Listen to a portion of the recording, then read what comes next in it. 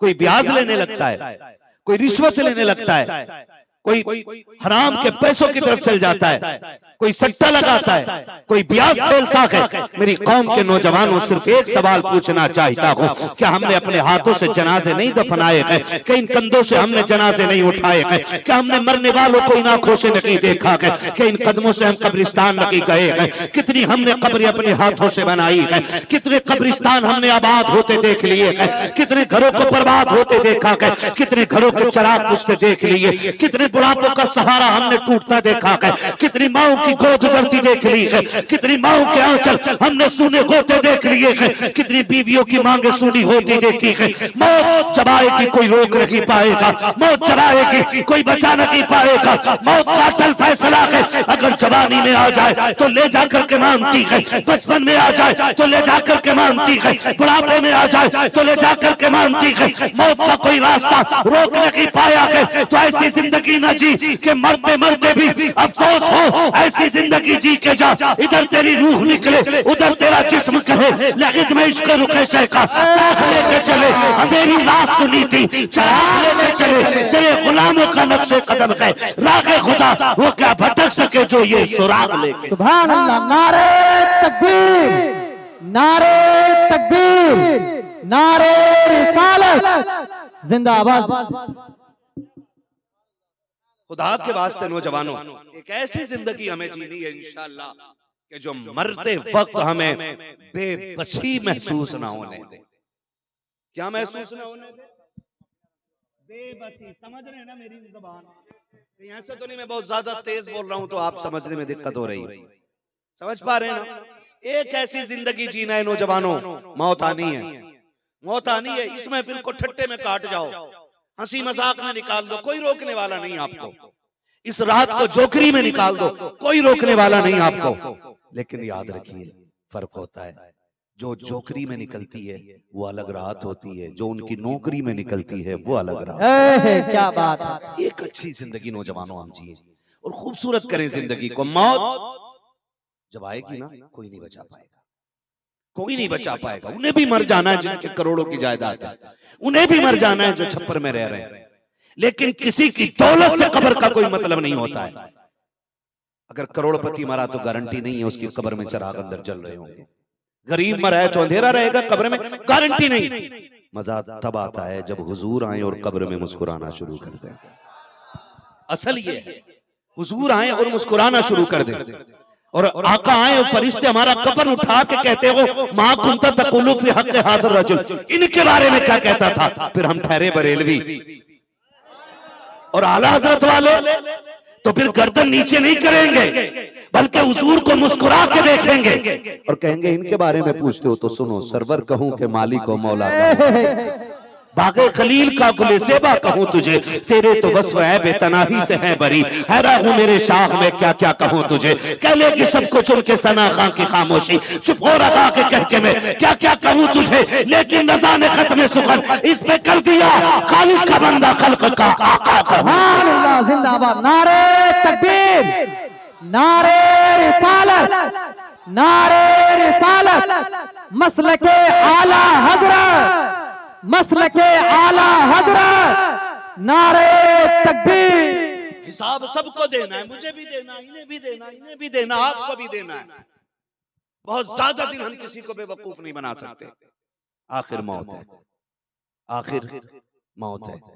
और मैं अक्सर एक बात कहता हूं, उजाले अपनी यादों के हमारे साथ रहने दो, न जाने किस गली में जिंदगी की शाम हो जाए। क्या बात। मौत का कुछ नहीं पता है। कितने मेरे परदेसी भाई परदेश जाते हैं हजरत और फ्लाइट में खत्म हो जाता है, कोई सफर में, कोई बस में, कोई ऑटो में, कोई चलते चलते गिरा और खत्म हो गया। हाँ हमने ऐसे भी देखा, गुजर के जा रहे, भीड़ लगी, गाड़ी रोकी, क्या देखें तो जाकर के कहा जवान था, पता नहीं कहां से आया, अचानक बेहोश हुआ, गिरा और खत्म हो गया है। पता है कुछ मौत कहां आ जाए?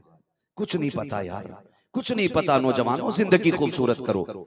हर किसी को लगी है ना ओहो हो अब तो हंसने का भी कर्ज है, अब तो मुस्कुराने का भी हमें टैक्स देना पड़ रहा ना। ये तो हुक्म दिया गया है दुनिया में आके हंसो कम रो ज्यादा, ये तो हुक्म है हमारे लिए, हंसो कम रो ज्यादा। ये हंसने से दिल मुर्दा हो जाते हैं, दिल, इन्हें जिंदा करो। आज क्या बात है, आज क्या बात है, फर्क क्यों नहीं पड़ रहा है? क्योंकि हमारे दिल मुर्दा हो गए, अगर हमारी मस्जिद का इमाम नसीहत करता है, कहता ना ना मजा ही नहीं आया, फर्क ही नहीं पड़ता, हर जुमे को तकरीर होती है, नहीं भाई, कमी मौलवी की नहीं, कमी हमारी है। देख लुकमे तो हराम के नहीं खाने, दिल तो काले नहीं हो गए। पूछ कभी अपने दस्तरखान पर बैठ करके एक एक लुकमे से, ये जो खा रहा हूं किसी का दिल दुखा के तो नहीं खा रहा हूं। पूछ कभी अपने आप से, किसी का गला दबा के तो नहीं खा रहा हूं। तो भाई ये जो दिल मैले होते हैं ना, ये फिर समंदरों से नहीं धुला करते, ये रातों को मुसल्ले पे बहने वाले आंसुओं से धुला करते। ये याद रखिएगा, ये समंदर के पानी से नहीं धुलते, ये रात को बहने वाले मुसल्ले के आंसुओं से धुला करते हैं। अगर ये दिल मैले हैं ना, तो फिर नतीजा कुछ नहीं होना है, नतीजा कुछ नहीं होना। जितनी बड़ी पगड़ी लगा लें, जितना लंबा जुब्बा हो, जितनी चाहे खुशबू लगी हो, जो चाहे लंबी लंबी हमारी इज्जतों के कसीदे पड़े जाएं, फर्क कुछ नहीं होता है। जरूरी है कि दिल साफ होने चाहिए। ये इनकी सफाई बहुत जरूरी है। आज पता नहीं चलता, हम सफ में हैं, मुसल्ले पे खड़े, और हमारे बगल वाले के दिल में क्या पता ही नहीं। शक्लें काली हो तो कुछ नहीं होता, अगर दिल काले हो तो नस्लें बर्बाद हो जाया करती है। ये याद रखिएगा मेरी बात। शक्लें काली हो फर्क नहीं पड़ता, दिल काले नहीं होने चाहिए। शक्लें काली हो कुछ नहीं होता है, दिल काले हो तो नस्लें बर्बाद हो जाती। आज होता नहीं है, मैं गलत नहीं कह रहा हूं भाई, सारे नौजवान मेरे सामने बैठे, बहुत मेहनत करके इन्होंने ये जलसा किया है, और 3-4 साल से इनकी कोशिश थी कि मैं इनसे मुलाकात करूं। आज रब ने इतनी सुन ली है, उर्से शाह महरुल्लाह में आज हाजिरी हो गई और आपसे मुलाकात हो गई है। अल्लाह करे ये मुलाकात इतनी खास हो जाए कि कब्र में भी इस मुलाकात का असर दिखाई दे और हश्र में भी इस मुलाकात का असर। सुभान अल्लाह, आमीन। अल्लाह करे इतनी खूबसूरत हो जाए। हाँ बस मैं ये नहीं चाहता मेरे जाने के बाद कोई ये कहे क्या यार आदमी आया था यार, मौज कट गई, नींद ही नहीं लग रही थी ना।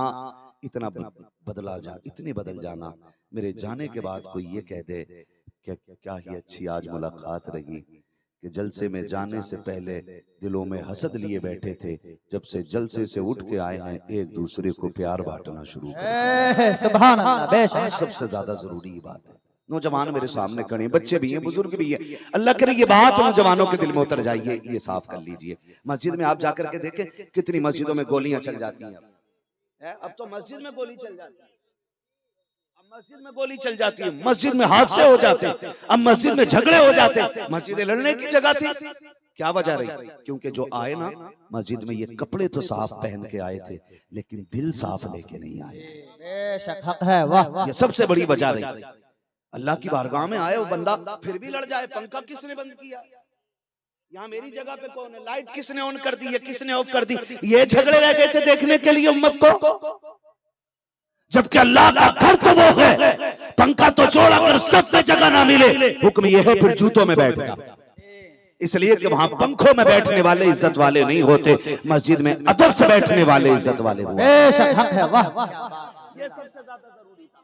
लेकिन क्या हुआ, हमने कपड़े तो बगबगे पहने, लेकिन दिलों की सियाही न धुल सके। हम मस्जिद में आए, हमने आके पहला कदम रखा, धमाके के साथ आवाज की, ताकि लोगों को पता चल जाए वो आ गया कि जो चंदा ज्यादा देता है, वो आ गया कि जो मस्जिद में पैसा ज्यादा लगाता है। फिर हमने ये सोचा कोई सेठ कह के आवाज दे, कोई प्रधान, कोई मुखिया कह के आवाज दे, कोई जमींदार कह के आवाज दे। हमें लोगों ने देखा, कहा आओ प्रधान आइए, आइए मुखिया जी आइए, आइए सरपंच आइए। हमने ये दाद तहसीन मस्जिद में तो ले ली, इसका सिला आखिरत में क्या मिलने वाला है कभी ख्याल तक नहीं आया। और तुम्हें खुदा का वास्ता दे के कहता हूँ, अगर मस्जिदों में जाया करो तो खुदा बन के न जाया करो, बंदे बन करके जाया करो, अकड़ के न जाया करो, सुकड़ के जाया करो, उसकी बारगाह में सीधे होके नहीं झुक के जाया करो।